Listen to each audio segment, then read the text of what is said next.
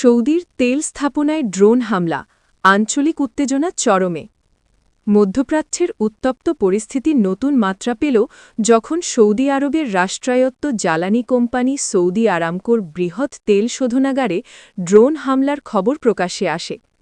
এই হামলার জন্য সরাসরি ইরানকে দায়ী করছে রিয়াদ, যদিও তেহরান আনুষ্ঠানিকভাবে অভিযোগ অস্বীকার করেছে। হামলার পর শোধনাগারের কার্যক্রম সাময়িকভাবে স্থগিত করা হয়েছে বলে জানিয়েছে সৌদি কর্তৃপক্ষ। বিশ্ববাজারে তেলের দাম হঠাৎ বেড়ে যায়, কারণ এই স্থাপনাটি বৈশ্বিক জ্বালানি সরবরাহের একটি গুরুত্বপূর্ণ কেন্দ্র। একই সময় কুয়েতে অবস্থানরত মার্কিন বাহিনীর একটি F-15 যুদ্ধবিমান ভূপাতিত করার দাবি ঘিরেও উত্তেজনা ছড়িয়ে পড়ে। কুয়েতে এই ঘটনার সত্যতা নিয়ে ভিন্নমত থাকলেও সামাজিক মাধ্যমে ব্যাপক আলোড়ন সৃষ্টি হয়েছে।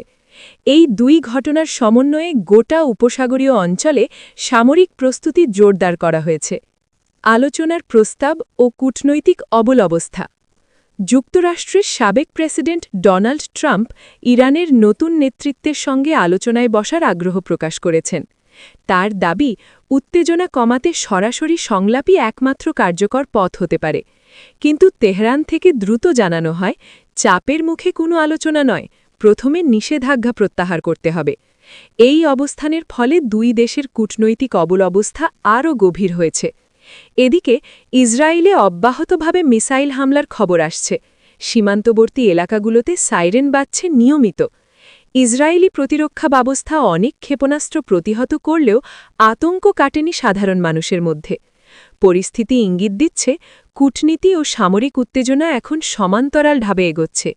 আঞ্চলিক জোট ও ইউরোপের কড়া বার্তা।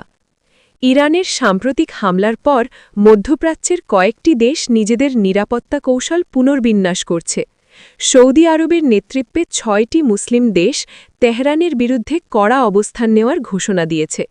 তারা বলছে, আঞ্চলিক স্থিতিশীলতা রক্ষায় যৌথ প্রতিরক্ষা সমন্বয় জরুরি হয়ে পড়েছে।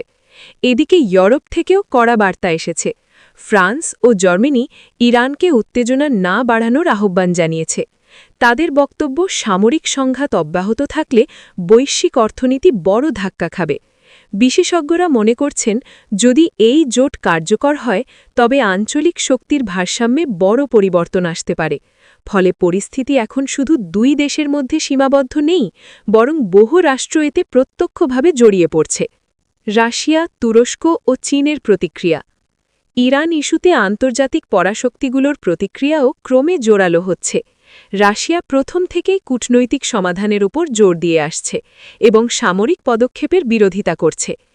একই সুরে কথা বলেছে তুরস্ক, যারা আঞ্চলিক স্থিতিশীলতার পক্ষে অবস্থান নিয়েছে। এবার কঠোর ভাষায় প্রতিক্রিয়া জানালো চীন। অবিলম্বে সব ধরনের সামরিক অভিযান বন্ধের আহ্বান জানিয়েছে বেইজিং। চীনের মতে সংঘাত দীর্ঘায়িত হলে জ্বালানি বাজারে অনিশ্চয়তা আরও বাড়বে।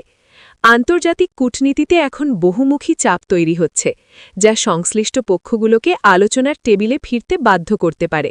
বিশেষজ্ঞরা বলছেন, এই প্রতিক্রিয়াগুলো ভবিষ্যৎ কৌশল নির্ধারণে বড় ভূমিকা রাখবে। লেবানন সীমান্তে নতুন আশঙ্কা। সংঘাতের নতুন অধ্যায় খুলতে পারে লেবানন সীমান্তে। ইসরায়েলি সামরিক সূত্রের বরাত দিয়ে জানা গেছে, লেবাননের অর্ধশতাধিক গ্রামের বাসিন্দাদের সরে যাওয়ার নির্দেশ দেওয়া হয়েছে। সীমান্তবর্তী এলাকায় সামরিক প্রস্তুতি বাড়ানো হয়েছে, যা স্থানীয়দের মধ্যে আতঙ্ক ছড়িয়েছে। মানুষজন প্রয়োজনীয় জিনিসপত্র নিয়ে নিরাপদ আশ্রয়ের খোঁজে দিকবিদিক ছুটছেন। ইসরায়েলের পক্ষ থেকে বলা হচ্ছে, সীমান্তে নিরাপত্তা নিশ্চিত করতেই এই পদক্ষেপ। তবে সমালোচকরা আশঙ্কা করছেন, এই পদক্ষেপ বড় আকারের আঞ্চলিক যুদ্ধে রূপ নিতে পারে। মধ্যপ্রাচ্যের চলমান সংকট এখন এক অনিশ্চিত ভবিষ্যতের দিকে এগোচ্ছে, যেখানে প্রতিটি নির্দেশই হতে পারে মোড় ঘুরিয়ে দেওয়ার মতো। সৌদির তেল স্থাপনায় ড্রোন হামলা, আঞ্চলিক উত্তেজনা চরমে। মধ্যপ্রাচ্যের উত্তপ্ত পরিস্থিতি নতুন মাত্রা পেল যখন সৌদি আরবের রাষ্ট্রায়ত্ত জ্বালানি কোম্পানি সৌদি আরামকোর বৃহৎ তেল শোধনাগারে ড্রোন হামলার খবর প্রকাশ্যে আসে। এই হামলার জন্য সরাসরি ইরানকে দায়ী করছে রিয়াদ, যদিও তেহরান আনুষ্ঠানিকভাবে অভিযোগ অস্বীকার করেছে। হামলার পর শোধনাগারের কার্যক্রম সাময়িকভাবে স্থগিত করা হয়েছে বলে জানিয়েছে সৌদি কর্তৃপক্ষ। বিশ্ববাজারে তেলের দাম হঠাৎ বেড়ে যায়, কারণ এই স্থাপনাটি বৈশ্বিক জ্বালানি সরবরাহের একটি গুরুত্বপূর্ণ কেন্দ্র। একই সময় কুয়েতে অবস্থানরত মার্কিন বাহিনীর একটি F-15 যুদ্ধবিমান ভূপাতিত করার দাবি ঘিরেও উত্তেজনা ছড়িয়ে পড়ে। কুয়েতে এই ঘটনার সত্যতা নিয়ে ভিন্নমত থাকলেও সামাজিক মাধ্যমে ব্যাপক আলোড়ন সৃষ্টি হয়েছে। এই দুই ঘটনার সমন্বয়ে গোটা উপসাগরীয় অঞ্চলে সামরিক প্রস্তুতি জোরদার করা হয়েছে।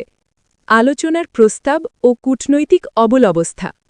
যুক্তরাষ্ট্রের সাবেক প্রেসিডেন্ট ডোনাল্ড ট্রাম্প ইরানের নতুন নেতৃত্বের সঙ্গে আলোচনায় বসার আগ্রহ প্রকাশ করেছেন। তার দাবি, উত্তেজনা কমাতে সরাসরি সংলাপই একমাত্র কার্যকর পথ হতে পারে। কিন্তু তেহরান থেকে দ্রুত জানানো হয়, চাপের মুখে কোনো আলোচনা নয়, প্রথমে নিষেধাজ্ঞা প্রত্যাহার করতে হবে। এই অবস্থানের ফলে দুই দেশের কূটনৈতিক অবলবস্থা আরও গভীর হয়েছে।